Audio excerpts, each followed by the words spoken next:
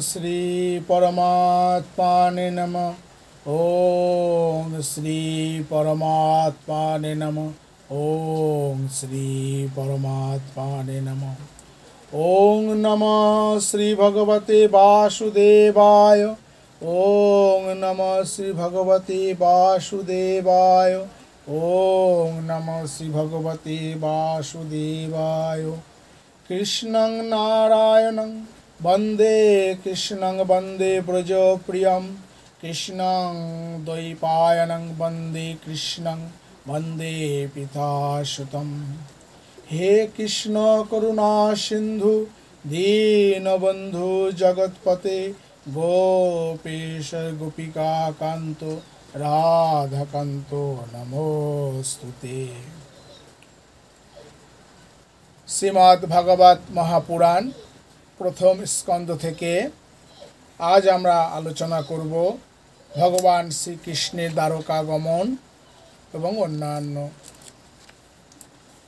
সৈনক প্রশ্ন করলেন, ধার্মিক শ্রেষ্ঠ মহারাজ যুধিষ্ঠির তার রাজ্যধন অপহরণ করার জন্য যারা যুদ্ধ করেছে সেই আততায়ী শত্রুদের বধ করে নিজের ভাইদের সাথে নিয়ে কিভাবে রাজ্য পালন করেছিলেন এবং কি কি কাজ করেছিলেন, কারণ ভোগে তো তার প্রবৃত্তি ছিল না। সুত বললেন, বিশ্বের পালনকারী শ্রীহরি পরস্পর বিদ্বেষের ক্রোধরূপ অগ্নিতে দগ্ধ কুরুবংশকে পুনঃ অঙ্কুরিত করে এবং যুধিষ্ঠিরকে রাজ্য সিংহাসনে বসিয়ে পরম প্রীতি হলেন। ভীষ্মদেব ও ভগবান শ্রীকৃষ্ণের উপদেশ শুনে যুধিষ্ঠিরের মনে তত্ত্বজ্ঞানের উদয় হলো এবং ভ্রান্তি দূর হলো। ভগবান শ্রীকৃষ্ণকে আশ্রয় রূপে অবলম্বন করে তিনি সমুদ্র হিমাচল পৃথিবী ইন্দ্রের মতো শাসন করতে লাগলেন।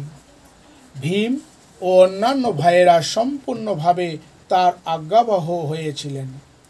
যুধিষ্ঠিরের শাসনকালে রাজ্যে প্রয়োজন অনুযায়ী মেঘ যথেষ্ট বর্ষণ করত, পৃথিবীতে সমস্ত অভীষ্ট বস্তু সৃষ্টি হতো, প্রচুর দুগ্ধবধী গাভী অত্যন্ত আনন্দে দুগ্ধধারায় গোষ্ঠভূমি সিক্ত করত, নদী সমুদ্র পর্বত বনস্পতি লতা ও ঔষধি সকল প্রত্যেক ঋতুতেই পর্যাপ্তভাবে ফলিত হতো। অজাতশত্রু মহারাজ যুধিষ্ঠিরের রাজত্বে প্রজাদের কখনোই আদি ব্যাধি অথবা দৈবিক ভৌতিক ও আত্মিক কষ্ট ছিল না। নিজ সুহৃদ পাণ্ডবদের দুঃখ অপনদনের জন্য এবং নিজ ভগ্নী সুভদ্রার সুখের জন্য ভগবান শ্রীকৃষ্ণ কয়েক মাস হস্তিনাপুরেই অবস্থান করলেন। তারপর তিনি যখন রাজা যুধিষ্ঠিরের কাছে দ্বারকা যাওয়ার অনুমতি চাইলেন, তখন যুধিষ্ঠির আলিঙ্গন করে তার অভিপ্রায় স্বীকার করে নিলেন। ভগবান তাকে অভিবাদন করে রথে আরোহণ করলেন। কিছু কিছু লোক সমবয়সীগণ তাকে আলিঙ্গন করলেন, আর কিছু কিছু লোক বয়োকনিষ্ঠগণ তাকে প্রণাম করলেন। সেই সময় সুভদ্রা, দ্রৌপদী, কুন্তী, উত্তরা, গান্ধারী, ধৃতরাষ্ট্র, যুযুৎসু, কৃপাচার্য, নকুল, সহদেব, ভীম, ধৌম এবং সত্যবতী প্রমুখ রমণীগণ অত্যন্ত কাতর হয়ে মূর্ছিত প্রায় হয়ে গিয়েছিলেন। এরা সাংঘপাণি শ্রীকৃষ্ণের বিরহ ব্যথা সহ্য করতে পারেননি।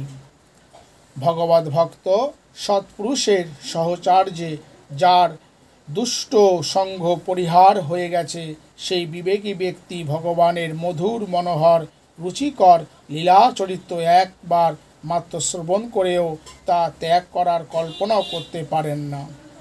সেই ভগবানের দর্শন স্পর্শন, তার সাথে আলাপ সম্ভাষণ, একত্রে শয়ন ওঠা বসা ভোজন দ্বারা যাদের মন প্রাণ সেই ভগবানেই সমর্পিত হয়ে গিয়েছিল, সেই পাণ্ডবগণ কেমন করে তার বিরহ সহ্য করবেন? তারা প্রেম বিগলিত চিত্তে নির্বিশেষ নয়নে শ্রীকৃষ্ণ দর্শন করতে করতে তার অনুগমন করলেন। ভগবান শ্রীকৃষ্ণ যখন বাড়ির বাইরে এলেন তখন বন্ধু নারীগণের নয়ন সকল শ্রীকৃষ্ণ বিরহের উৎকণ্ঠায় অশ্রুব্যাপ্ত হয়ে পড়েছিল। কিন্তু যাত্রার সময় অমঙ্গল যেন না হয় সেই আশঙ্কায় তারা কোনো ক্রমে সেই অশ্রু রোধ করেছিলেন। ভগবানের প্রস্থানের সময় মৃদঙ্গ, শঙ্খ, ভেরি, বীণা, ঢোল, গোমুখী, ধুধুরা, আনক, ঘণ্টা, দুন্দুভি প্রভৃতি বাদ্য বাজতে লাগল। কুরু নারীগণ শ্রীকৃষ্ণ দর্শন লালসায় অট্টলিকার শিখরে আরোহণ করে এবং প্রেমজনিত লজ্জা হাস্যাদি সহকারে কৃষ্ণ দর্শন করতে করতে তার ওপর পুষ্প বর্ষণ করতে লাগলেন। সেই সময় ভগবানের প্রিয় সখা কুঞ্চিত কুন্তল অর্জুন প্রিয়তম শ্রীকৃষ্ণের রত্নদন্ত শোভিত মুক্তমালা বিভূষিত শ্বেত ছত্র নিজের হাতে ধারণ করলেন। উদ্ধব ও সাত্ত্বকী পরম রমণীয় চামর ব্যঞ্জন করতে লাগলেন। চলার পথে চতুর্দিক থেকে শ্রীকৃষ্ণের ওপর পুষ্প বর্ষণ হতে লাগল। এইভাবে শ্রীকৃষ্ণ অপূর্ব শোভাযাত্রা সহ যাত্রা করলেন। শ্রীকৃষ্ণের গমন পথে বিভিন্ন স্থানে ব্রাহ্মণগণের উচ্চারিত অমোঘ আশীর্বাদ শোনা যেতে লাগল। সেই আশীষ বচনগুলি সগুণ ভগবানের উপযুক্ত ছিল, কারণ তার মধ্যে সব কিছুই আছে, কিন্তু নির্গুণ স্বরূপের উপযুক্ত ছিল না, কারণ তার মধ্যে কোনো প্রাকৃত গুণই নেই।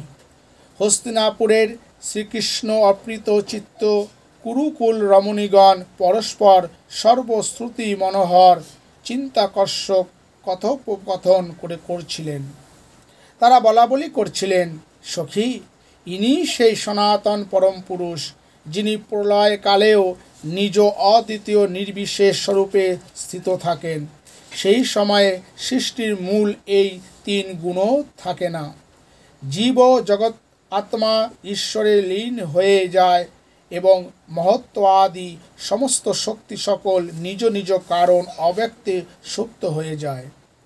তিনি আবার নিজ নাম রূপ রহিত স্বরূপের মধ্যে নাম রূপ সৃষ্টির ইচ্ছা তথা নিজ কাল শক্তির দ্বারা প্রেরিত প্রকৃতি, যিনি তার অংশভূত জীবকে মোহিত করে সৃষ্টি কর্মে প্রবৃত্ত হন, তাকে অনুসরণ করেছেন ও ব্যবহারাদির জন্য বেদাদি শাস্ত্র রচনা করেছেন। এই জগতে জিতেন্দ্রীয় যোগীগণ প্রাণামেদি দ্বারা প্রাণবায়ুকে বশীভূত করে ভক্তি সাধন জনিত প্রফুল্ল নির্মল অন্তঃকরণের দ্বারা যার স্বরূপ দর্শন করেন, এই শ্রীকৃষ্ণই সেই সাক্ষাৎ পরম ব্রহ্ম। বাস্তবে এর প্রতি ভক্তির দ্বারাই অন্তঃকরণের পূর্ণ শুদ্ধি হতে পারে, যোগাদির দ্বারা নয়। হে সখী, আসলে ইনিই তিনি, যার সুন্দর লীলা কীর্তিসমূহ বেদ এবং অন্যান্য গুহ শাস্ত্রে ব্যাস ও অন্যান্য ঋষিগণ বর্ণনা করেছেন। তিনি এক ও অদ্বিতীয় ঈশ্বর এবং নিজ লীলার দ্বারা জগতের সৃষ্টি পালন ও সংহার করেন, কিন্তু তাতে লিপ্ত হন না। যে সময় অজ্ঞানে আচ্ছন্ন নরপতিগণ অধর্মের দ্বারা অর্থাৎ পাপকার্যের দ্বারা আত্মপোষণ করতে রত হন, তখন ইনি শতগুণকে আশ্রয় করে ঐশ্বর্য, সত্য, ঋত, দয়া ও যশ প্রকটিত করেন এবং জগৎ কল্যাণের জন্য যুগে যুগে অনেক অবতার ধারণ করেন। আহা, এই যদুকুল ধন্য, কারণ লক্ষ্মীপতি পুরুষোত্তম শ্রীকৃষ্ণ ওই বংশে জন্মগ্রহণ করে তাকে সম্মানিত করেছেন। আর এই পবিত্র মধুবন ব্রজমণ্ডল ও অতিশয় ধন্য, যেখানে তিনি শৈশব ও কৈশোরকালে সর্বত্র ভ্রমণ করে লীলা বৈচিত্র্য প্রকাশ করেছেন। বড়ই আনন্দের কথা যে এই দ্বারকাপুরী স্বর্গের যশকে পরাজিত করে পৃথিবীর পবিত্র যশ বৃদ্ধি করেছে, কারণ এই প্রজাগণ তাদের প্রভু ভগবান শ্রীকৃষ্ণ, যিনি মৃদুমন্দ হাসির সঙ্গে তাদের প্রতি কৃপা দৃষ্টি করেন, তাকে প্রতিদিনই দিনই নিরন্তর দর্শন করতে পারেন।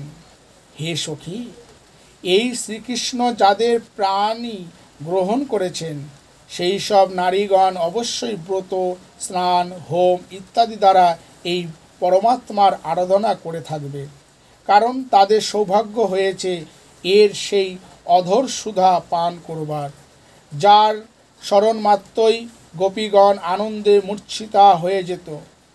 শিশুপালাদি শক্তিশালী রাজাদের পরাজিত করে স্বয়ংস্বর সভা থেকে নিজের বাহুবলে যাদের হরণ করে এনেছিলেন, যাদের পুত্র প্রদ্যুম্ন, শাম্ভ, আম্ভ প্রমুখ, সেই রুক্মিণী প্রমুখ ৮ পাটরানী এবং ভৌমাসুরকে বধ করে যেসব সহস্র সহস্র পত্নীদের জয় করে এনেছিলেন, তারা সকলেই অতীব ধন্যা, কারণ এরা সকলে পরাধীন ও অপবিত্র নারীকুলকে পবিত্র এবং উজ্জ্বল করেছেন। এদের মহিমা বর্ণনা করা কি কারুর পক্ষে সম্ভব? এদের স্বামী সাক্ষাৎ কমলনয়ন ভগবান শ্রীকৃষ্ণ, যিনি নানা প্রকার প্রিয় বস্তু আহরণ করে এবং স্বর্গীয় পারিজাত প্রভৃতি দুর্লভ বস্তু উপহারের দ্বারা তাদের হৃদয়ে আনন্দ দিয়ে মনোরঞ্জন করেছেন এবং কখনো তাদের ছেড়ে অন্যত্র যেতেন না। হস্তিনাপুরের পুরনারীগণ এই রকম কথোপকথন করছিলেন। তখন ভগবান শ্রীকৃষ্ণ সহস্র দৃষ্টিতে তাদের অভিনন্দন জানিয়ে সেখান থেকে দ্বারকার পথে চলতে লাগলেন। পাছে কোনো শত্রু তাকে পথিমধ্যে আক্রমণ করে এই আশঙ্কায় অজাতশত্রু রাজা যুধিষ্ঠির সেনবশত শ্রীকৃষ্ণকে রক্ষা করবার জন্য হাতি, ঘোড়া, রথ ও পদাতিক সেনা তার সাথে দিয়ে দিলেন। অনন্তর অত্যন্ত প্রীতিবশত কুরুবংশী পাণ্ডবগণ শ্রীকৃষ্ণের সাথে সাথে বহুদূর পর্যন্ত অনুগমন করলেন। তারা ভাবী বিরহে কাতর হয়ে পড়েছিলেন। ভগবান শ্রীকৃষ্ণ দৃঢ়তার সাথে তাদের নিবৃত্ত করে সাত্যকী, উদ্ধব প্রমুখ প্রিয় বন্ধুদের সাথে দ্বারকা যাত্রা করলেন। হে সৈনক, তিনি কুরু, জাঙ্গল, পাঞ্জল, সুরসেন, যমুনার তীরবর্তী প্রদেশে ব্রহ্মাবর্ত, কুরুক্ষেত্র, মৎস্য, সারস্বত ও মরুদ্ধ দেশে অতিক্রম করে সৌবীর ও আবির দেশের পশ্চিম দিকে আনত দেশে এসে পৌঁছলেন। বহু পথ চলার পরিশ্রমে শ্রীকৃষ্ণের রথের ঘোড়াগুলিও ক্লান্ত হয়ে পড়েছিল। পথের মধ্যে জায়গায় জায়গায় স্থানীয় অধিবাসীরা ভগবানকে নানাবিধ উপঢৌকন দিয়ে পূজা আপ্যায়ন করল। সন্ধ্যাকালে তিনি দ্বারকায় প্রান্তে উপস্থিত হলেন। সূর্য অস্তগামী হল। সুত বললেন, ভগবান শ্রীকৃষ্ণ সমৃদ্ধিশালী আনত নামক নিজের দেশে পৌঁছে সেখানকার অধিবাসীদের ভগবৎ বিচ্ছেদজনিত দুঃখ প্রশমিত করে নিজের বিখ্যাত পাঞ্চজন্য নামক শঙ্খে ধ্বনি করলেন। ভগবানের রক্তবর্ণ অধর রাগে রঞ্জিত হয়ে সেই শ্বেতবর্ণ শঙ্খ ধ্বনিকালে শ্রীকৃষ্ণের করকমলদ্বয়ের মধ্যে এমন শোভিত হচ্ছিল যেন রক্তপদ্মের মধ্যে বসে কোনো রাজহংস উচ্চস্বরে মধুর কলরব করছে। ভগবানের শঙ্খের সেই ধ্বনি জগতের ভয়কে ভীত করছিল। সেই ধ্বনি শুনে সকল প্রজাবৃন্দ তাদের প্রভু শ্রীকৃষ্ণকে দর্শনের মানসে ঘরের বাইরে বেরিয়ে এলো। ভগবান শ্রীকৃষ্ণ আত্মারাম, তিনি নিজে সর্বদাই আনন্দ স্বরূপে বর্তমান থেকে পূর্ণকাম। তা হলেও মানুষ যেমন অতীব শ্রদ্ধা সহকারে ভগবান সূর্যকেও দীপ জেলে পূজা করে, সেই রকমই বহুবিধ উপহার সামগ্রী প্রদান করে পুরবাসীরা শ্রীকৃষ্ণকে অভ্যর্থনা করল। সকলের মুখই আনন্দে প্রফুল্ল হয়েছিল। তারা সকলে আনন্দ গদগদ বাক্যে সকলের বন্ধু ও তাদের রক্ষক ভগবান শ্রীকৃষ্ণকে ঠিক এমনভাবে স্তুতি করতে লাগলো যেমনভাবে বালক তার পিতার সাথে নিজের আধো আধো বুলি দিয়ে কথোপকথন করে। হে প্রভু, আমরা আপনার সেই চরণকমলে সদা সর্বদাই প্রণাম জানাই, যেই পাদপদ্মে ব্রহ্মা, মহাদেব ও ইন্দ্র পর্যন্ত বন্দনা করেন। সেই পাদপদ্ম এই জগতে পরম কল্যাণকামীর কাছে সর্বোত্তম আশ্রয়, যার শরণ গ্রহণ করলে মহাশক্তিশালী কালও বিন্দুমাত্র ক্ষতি করতে পারে না। হে বিশ্বভাবন, আপনি আমাদের মাতা, বন্ধু, প্রভু ও পিতা। আপনি আমাদের সদ্গুরু ও ইষ্টদেব। আপনার চরণ সেবার অধিকার পেয়ে আমরা কৃতার্থ হয়েছি। আপনি আমাদের কল্যাণকারী। আহা, আপনাকে পেয়ে আজ আমরা রক্ষাকারী পেলাম, অর্থাৎ অভিভাবক পেলাম। কারণ আপনার সর্ব সৌন্দর্য সার অনুপম রূপ আমরা দর্শন করতে পারছি। কি অপরূপ বদনমণ্ডল, প্রেম হাস্য বিজড়িত স্নিগ্ধ দৃষ্টি, এই দর্শন তো দেবতাদের পক্ষেও দুর্লভ। হে কমললোচন, হে শ্রীকৃষ্ণ, আপনি যখন আপনার আত্মীয় বন্ধুদের সঙ্গে দেখা করার জন্য হস্তিনাপুরে অথবা মথুরাপুরীতে যান, তখন আপনার অদর্শনে আমাদের একটি মুহূর্ত কোটি বৎসরের মতো দীর্ঘ মনে হয়। আপনাকে ছাড়া আমাদের সেই দশা হয় যেমন সূর্য না থাকলে চোখের। ভক্তবৎসল ভগবান শ্রীকৃষ্ণ প্রজাদের এইসব কথা শুনতে শুনতে এবং তাদের ওপর কৃপা দৃষ্টি বর্ষণ করতে করতে দ্বারকায় প্রবেশ করলেন। অনন্ত প্রমুখ নাগগণ যেমন তাদের ভোগবতী পাতালপুরী রক্ষা করেন, তেমনি ভগবান শ্রীকৃষ্ণের এই দ্বারকাপুরী অতুলনীয় পরাক্রমশালী মধু, ভোজ, দাসত্ব, অর্থ, কুকুর, অন্ধক এবং বিষ্ণুভোগ বংশী যাদবগণ সুরক্ষিত রেখেছিল।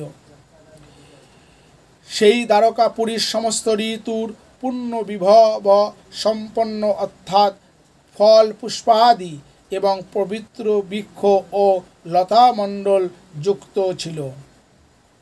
স্থানে স্থানে ফলপূর্ণ উদ্যান, পুষ্পবাটিকা এবং বিহার কানন, মাঝে মাঝে পদ্ম ফুলে শোভিত সরোবর নগরের শোভা বৃদ্ধি করছিল।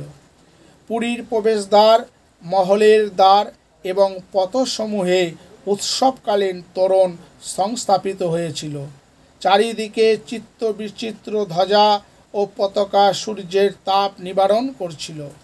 দ্বারকাপুরীর রাজপথ ও অন্যান্য পথসমূহ, হাট, বাজার এবং চৌরাস্তা ঝাড়ু দিয়ে পরিষ্কার করে সুগন্ধি জলে অভিষিঞ্চিত করা হয়েছিল। আবার ভগবানকে অভ্যর্থনা জানাতে ফল, ফুল, তণ্ডুল ও শঙ্খাচূড় সর্বত্র বিকীর্ণ করা হয়েছিল। প্রত্যেক গৃহদ্বার দধি, অক্ষত ফল, ইক্ষুদণ্ড, পূর্ণ কুম্ভ, পূজার উপকরণ ও ধূপ দ্বীপের দ্বারা শোভিত করা হয়েছিল। উদার হৃদয় বসুদেব, অক্রূর উগ্রসেন, মহাপরাক্রমশালী বলরাম, প্রদ্যুম্ন, চারুদেঞ্চ ও জাম্ববতীর পুত্র শাম্ভ যখন ভগবান শ্রীকৃষ্ণের আগমন বার্তা পেলেন, তখন আনন্দিত সহ্যে তারা নিজেদের শয়ন, উপবেশন, ভোজন ইত্যাদি আবশ্যকীয় কার্য পরিত্যাগ করলেন। তাদের হৃদয় আবেগে উদ্বেলিত হয়েছিল। মাঙ্গলিক শোভাযাত্রার এক রাজহস্তিকে সামনে নিয়ে তার সস্তায়ন বেদমন্ত্র পাঠ করতে করতে মাঙ্গলিক সামগ্রীতে সুসজ্জিত ব্রাহ্মণদের সঙ্গে করে চললেন। শঙ্খ ও তুর্যধ্বনি হতে থাকলো আর বেদধ্বনি চলতে লাগলো। তারা সকলে আনন্দিত মনে রথে চড়ে শ্রীকৃষ্ণের পদুত্তগমন করলেন। সুশোভন কুণ্ডল কান্তি বিকশিত শতবদনা শত শত বারবধূগণ শ্রীকৃষ্ণ দর্শন মানসে পালকি চড়ে ভগবানের প্রত্যুৎগমনের করল। নট নর্তক, গায়ক, সুতগণ, বংশবলী পাঠক, মাধকগণ এবং স্তুতি পাঠক বন্দীগণ ভগবান শ্রীকৃষ্ণের আত্মঐশ্বর্য লীলাসকর কীর্তন করতে করতে চলল। ভগবান শ্রীকৃষ্ণ বন্ধু বান্ধব, আত্মীয় স্বজন, নাগরিক ও ও সেবকদের সাথে যথাযোগ্যভাবে মিলিত হয়ে সকলকে সম্মান প্রদর্শন করলেন। কাউকে মাথা নত করে প্রণাম করলেন, কাউকে মুখের কথা সম্ভাষণ, কাউকে আলিঙ্গন, কারুর সাথে করমণ্ডল, কাউকে মৃদু হাস্যে এবং কাউকে কেবল প্রীতিপূর্ণ দৃষ্টি দিয়ে অভিনন্দিত করলেন। প্রত্যেককে তার বাঞ্ছিত বর দান করলেন। এইভাবে অচণ্ডাল সকলকে সন্তুষ্ট করে গুরুজন, সস্ত্রীক, ব্রাহ্মণগণ, বয়স বৃদ্ধগণ এবং অন্যান্য সকলেরই আশীর্বাদ গ্রহণ করে আবার বন্দীদের স্তুতি গান শুনতে শুনতে সকলকে সঙ্গে নিয়ে ভগবান শ্রীকৃষ্ণ নগরে প্রবেশ করলেন। হে সৈনক, ভগবান শ্রীকৃষ্ণ যখন রাজপথ দিয়ে যাচ্ছিলেন তখন দ্বারকার কুলনারীগণ ভগবানকে দর্শনের পরমানন্দ লাভের জন্য নিজ নিজ অট্টালিকার উপরে উঠে গিয়েছিলেন। শ্রীকৃষ্ণের বক্ষস্থল মূর্তিময়ী সৌন্দর্য লক্ষ্মীর নিবাসস্থল, তার মুখারবিন্দ চোখ ভরে পান করার জন্য সৌন্দর্য সুধায় পূর্ণ সুধাপাত্র স্বরূপ, তার বাহু দুটি লোকপালদেরও শক্তি দান করে, তার পাদপদ্ম ভক্ত পরমহংসদের আশ্রয়স্থল, তার প্রতি অঙ্গ শোভাধাম। ভগবানের এই মূর্তি দ্বারকাবাসীগণ নিত্য নিরন্তর দর্শন করেন, তবুও ক্ষণকালের জন্য তাদের চোখের তৃপ্তি হতো না। দ্বারকার রাজপথে শ্রীকৃষ্ণের মাথায় শ্বেত ছত্র ধরা ছিল, দুপাশে শ্বেত চামর ব্যঞ্জন করা হচ্ছিল, চতুর্দিক থেকে পুষ্প বর্ষণ হচ্ছিল। তিনি পীতাম্বর ও কণ্ঠে বনমালা ধারণ করেছিলেন। সেই সময় তাকে এমন শোভাময় দেখাচ্ছিল যেন একটি শ্যামল মেঘের গায়ে সূর্য, চন্দ্র, নক্ষত্র, নিকর, ইন্দ্রধনু ও স্থির সৌধিমিনী একত্র মিলিত হয়েছে। সর্বাগ্রে ভগবান তার মাতা পিতার ঘরে প্রবেশ করলেন। সেখানে তিনি আনন্দ সহকারে দেবকী প্রমুখ সপ্ত মাতাকে পায়ে মাথা দিয়ে প্রণাম করলেন এবং মায়েরাও তাকে আলিঙ্গন করে কোলে বসালেন। সেনের আধিক্যবশত তাদের স্তন থেকে ক্ষীরধারা ক্ষরণ হতে লাগল। তাদের হৃদয়ে আনন্দে বিহ্বল হয়ে গেল এবং আনন্দ অশ্রু দিয়ে তারা শ্রীকৃষ্ণকে অভিষিক্ত করতে লাগলেন। মায়েদের কাছ থেকে অনুমতি নিয়ে তিনি সমস্ত ভোগ সামগ্রীতে পরিপূর্ণ ও সর্ব উৎকৃষ্ট প্রাসাদে প্রবেশ করলেন। সেখানে 16,000 পত্নীর জন্য আলাদা আলাদা মহল ছিল। প্রাণনাথ শ্রীকৃষ্ণ বহুদিন প্রবাসে কাটিয়ে বাড়িতে ফিরে আসাতে তারা খুবই আনন্দিত হলেন। ভগবান শ্রীকৃষ্ণকে সামনে দেখে কৃষ্ণ ধ্যান পরিত্যাগ করে তারা সহস্র উঠে দাঁড়ালেন। তারা কেবল আসনই নয়, এমনকি ব্রত ধারণ পর্যন্ত পরিত্যাগ করলেন, যে ব্রত প্রতি প্রভাসে থাকার জন্য তারা পালন করছিলেন। সেই সময়ে তাদের চোখ মুখ লজ্জায় কাতর হয়ে গিয়েছিল। ভগবান শ্রীকৃষ্ণের প্রতি তাদের আকর্ষণ অত্যন্ত প্রবল। প্রথমে মনে মনে, তারপর দৃষ্টি দিয়ে, তারপর পুত্রদের ছলে দেহ দ্বারা কৃষ্ণকে আলিঙ্গন করলেন। হে সৈনক, সেই সময়ে তারা লজ্জাবশত প্রেম অশ্রু নিরুদ্ধ করে রাখতে চেষ্টা করেছিলেন, কিন্তু প্রেমের অবসতা হেতু কিছু নয়নবাড়ি ঝরে পড়ল। যদিও শ্রীকৃষ্ণ একান্তে সর্বদাই তাদের কাছে থাকতেন, তবুও তার চরণ কমল প্রতিক্ষণে তাদের কাছে নতুন নতুন মনে হতো।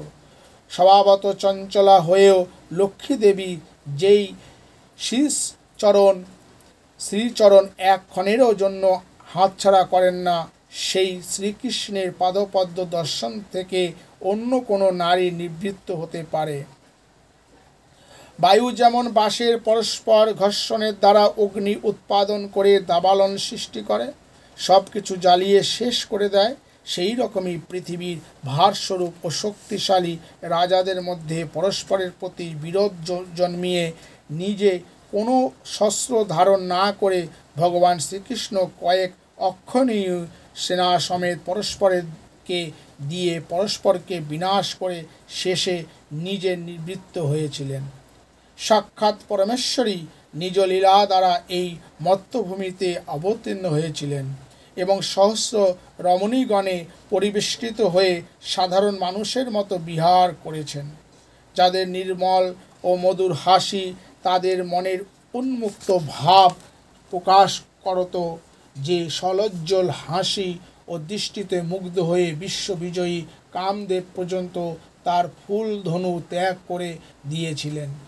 সেই সুন্দরী কামিনীগণ তাদের কপট কাটক্য বিক্ষেপাদি দ্বারা যার বিন্দুমাত্র মনক্ষোভ উৎপাদন করতে পারেননি, সেই অসঙ্গ ভগবান শ্রীকৃষ্ণকে মায়াবদ্ধ সংসারী মানুষ নিজেদের মতো ব্যবহার করতে দেখে তাকে প্রাকৃত গুণযুক্ত বলে মনে করে। এটি তাদের মূর্খতা। ঈশ্বরের ঈশ্বরত্বই তো এই যে তিনি প্রকৃতিকে থেকেও প্রাকৃত গুণের দ্বারা কখনো লিপ্ত হন না। যেমন ভগবানের আশ্রিত বুদ্ধি কর্তৃত্বাদি কর্মে প্রাকৃত গুণাদিতে কার্যরত থেকেও তাতে লিপ্ত হয় না, সেই মূঢ়া রমণীগণ শ্রীকৃষ্ণকে একান্ত অনুগত ও স্তৈন বলে মনে করতেন, কারণ তারা স্বামীর ঐশ্বর্য প্রভাব জানতেন না। যেমন অহংকার বৃত্তি ঈশ্বরকে নিজের ধর্মে যুক্ত বলে মনে করে, অহংকারে কৃত কার্যগুলি যেমন আত্মাকে নিজের গুণের সাথে সম্পর্কিত বলে মনে করে। সৈনক বললেন, অশ্বত্থামা যে মহাতেজময় ব্রহ্মাস্ত্র নিক্ষেপ করেছিলেন তাতে উত্তরার গর্ভ নষ্ট হয়ে গিয়েছিল, কিন্তু ভগবান শ্রীকৃষ্ণ তাকে পুনরায় জীবিত করে দিয়েছিলেন। সেই গর্ভের সাথে জন্মগ্রহণ করেছিলেন মহাজ্ঞানী মহাত্মা পরীক্ষিত, যাকে ব্যাসনন্দন সুখদেব শ্রী ভগবানের লীলা কথা শুনিয়েছিলেন। সেই পরীক্ষিতের জন্ম, কর্ম, মৃত্যু এবং মৃত্যুর পরে যে গতি, সেই সব বৃত্তান্ত আপনি যদি উচিত মনে করেন তাহলে আমাদের বলুন। আমরা সেই বৃত্তান্তে অতীব শ্রদ্ধাশীল অর্থাৎ সম্পূর্ণ বিশ্বাসী, আমরা তা শুনতে চাই। সুত বললেন, ধর্মরাজ যুধিষ্ঠির পিতৃবাদ পরম শ্রেণে প্রজা পালন করতে লাগলেন। ভগবান শ্রীকৃষ্ণের পাদপদ্মে অনুরাগবশতই ঐহিক ও পারতৃত্বিক সব রকম কামনাতেই তিনি বিতস্প্রিয় হয়ে গিয়েছিলেন। হে শৌনকাদি ঋষিগণ, তিনি অতুল ঐশ্বর্যের অধিপতি ছিলেন, বড় বড় যজ্ঞ করেছিলেন এবং সেই যজ্ঞের ফলস্বরূপ শ্রেষ্ঠ লোকসমূহের অধিকারী হয়েছিলেন। তার মহিষীগণ এবং ভাইয়েরা তার অনুগত ছিল। শশাগরা পৃথিবীর তিনি অধিপতি ছিলেন। তিনি জম্বুদ্বীপের প্রভু ছিলেন এবং তার পুণ্য কীর্তি স্বর্গ পর্যন্ত বিস্তৃত হয়েছিল। দেবদুর্লভ ভোগ সামগ্রী তার কয়ারত্ব ছিল, কিন্তু ক্ষুধার্ত মানুষের কাছে খাদ্যদ্রব্য ছাড়া মালা চন্দ্রাদি অন্যান্য দ্রব্যের যেমন কোনো কদর থাকে না, তেমনি ভগবানের সেবা ব্যতীত অন্য কোনো কিছুই তার প্রীতি উৎপাদন করতে পারত না। হে সৈনক, উত্তরার গর্ভস্থ সেই বীর শিশু পরীক্ষিত যখন অশ্বত্থামার ব্রহ্মাস্ত্রের তেজে দগ্ধ হচ্ছিলেন, তখন তিনি তার সম্মুখে দণ্ডায়মান অপূর্ব দর্শন এক পুরুষকে দেখতে পেয়েছিলেন। সেই পুরুষ দেখতে অঙ্গুষ্ঠ পরিমিত, নির্মল কান্তিযুক্ত, শ্যামবর্ণ দেহলতা, বিদ্যুতের মতো উজ্জ্বল, পীতবসন পরিহিত, মস্তকে অতুজ্জ্বল সুবর্ণ কিরীট।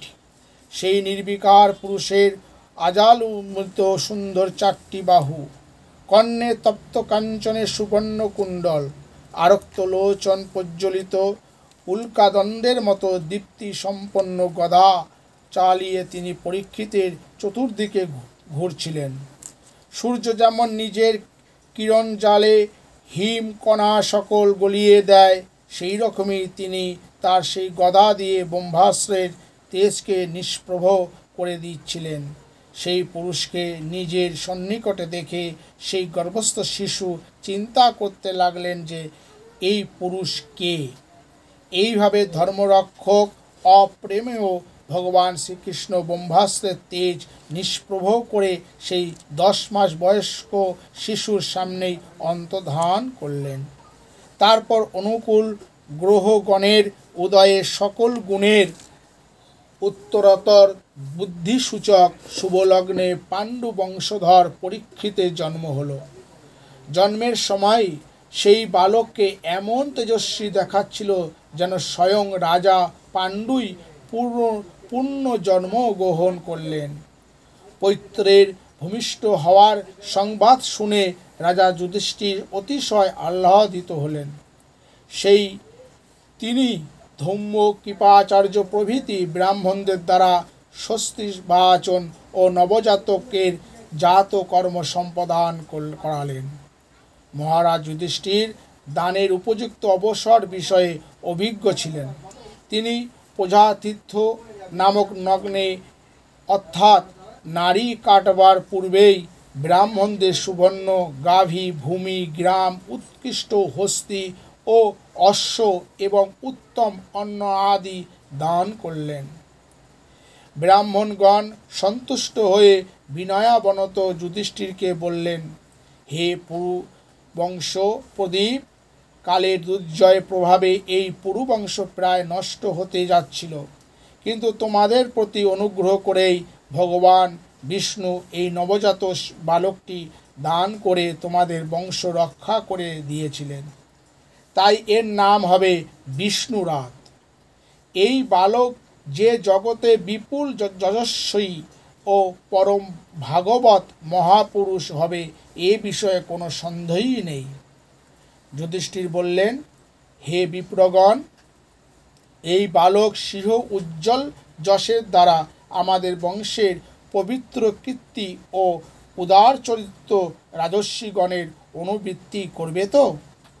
ব্রাহ্মণগণ বললেন, হে ধর্মরাজ, এই বালক মনুপুত্র ইক্ষ্বাকুর মতো আপন প্রজাদের পালন করবে এবং দশরথ নন্দন ভগবান শ্রীরামচন্দ্রের সমান ব্রাহ্মণ ভক্ত ও সত্য প্রতিজ্ঞ হবে।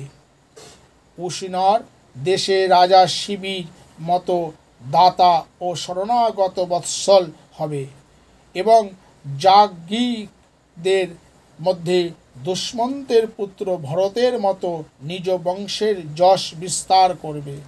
ধনুর্ধারীদের মধ্যে এ সহস্র বাহু অর্জুন এবং নিজ পিতামহ পার্থের মতো শীর্ষস্থানীয় হবে। অগ্নির মতো দুর্ধর্ষ এবং সমুদ্রের মতো দুস্তর হবে। সিংহের মতো পরাক্রমী, হিমালয়ের মতো সুখসেব্য, পৃথিবীর মতো ক্ষমাশীল এবং পিতামাতার মতো সহিষ্ণু হবে। এই বালক ব্রহ্মার মতো সমদৃষ্টি, শিবের মতো আশুতোষ এবং রমাপতি বিষ্ণুর মতো প্রাণীগণের আশ্রয়দাতা পালনকারী হবে। এই বালক শ্রীকৃষ্ণের মতো সর্ব সদ্গুণ সম্পন্ন, রত্মী দেবের মতো উদার ও যতাতির মতো ধার্মিক হবে। ধৈর্যে বলিরাজের মতো, শ্রীকৃষ্ণের প্রতি দৃঢ় নিষ্ঠায় প্রহ্লাদের মতো হবে। বহু অশ্বমেধ যজ্ঞের অনুষ্ঠাতা এবং বয়োবৃদ্ধদের সেবক হবে। এর পুত্র রাজস্বী হবে। এই বালক ধর্মমর্যাদা লঙ্ঘনকারীদের শাসন করে দণ্ড প্রদান করবে। ধরিত্রী মাতা ও ধর্ম রক্ষার জন্য কলিযুগের নিগ্রহকারী হবে। ব্রাহ্মণ কুমারের শাপে তক্ষক দংশনে ভবিষ্যৎ মৃত্যুর সংবাদ জেনে এই বালক সর্বা আসক্তি ত্যাগ করে শ্রী গোবিন্দচরণ আশ্রয় গ্রহণ করবে।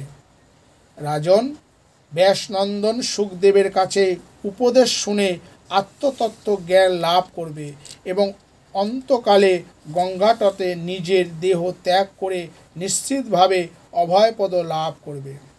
এইভাবে জ্যোতিষশাস্ত্রে সুনিপুণ সেই ব্রাহ্মণগণ রাজা যুধিষ্ঠিরকে জাতকের জন্মলগ্ন ফল জানিয়ে এবং যথাযোগ্য দান দক্ষিণা পেয়ে যার যার বাড়ি ফিরে গেলেন। সেই বালক পৃথিবীতে পরীক্ষিত নামে প্রসিদ্ধ হয়েছিলেন, কারণ এই বিষ্ণুরাত বালক গর্ভে থাকাকালীন যে পুরুষকে দর্শন করেছিলেন তাকে সর্বদা স্মরণে রেখে পৃথিবীর মানুষকে ইনি পরীক্ষা করতে থাকতেন যে এই মানুষদের মধ্যে সেই পুরুষ কোনজন।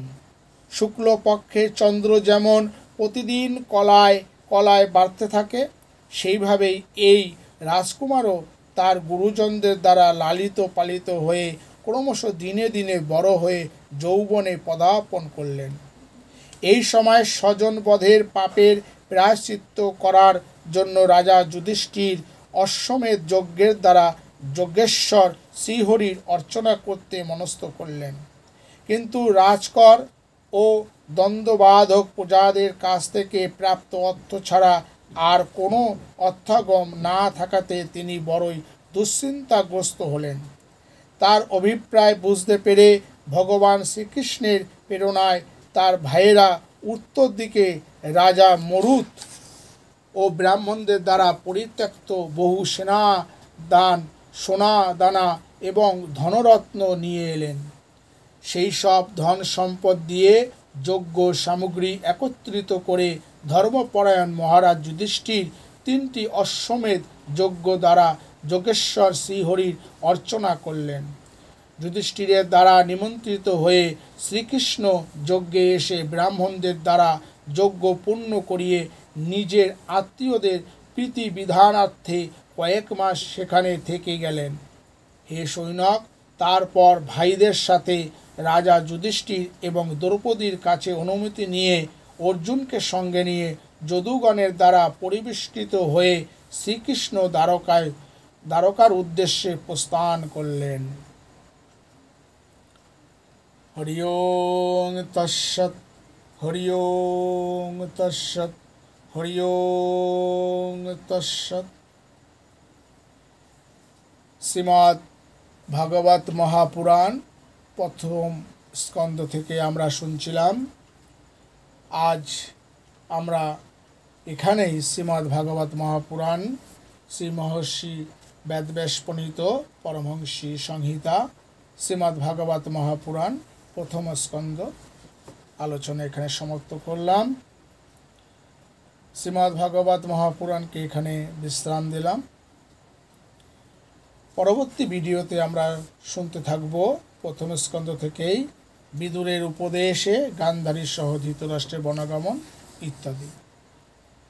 হরে কৃষ্ণ কৃষ্ণ কৃষ্ণ হরে হরে, হরে রাম রাম রাম হরে হরে। সবাই ভালো থাকবেন।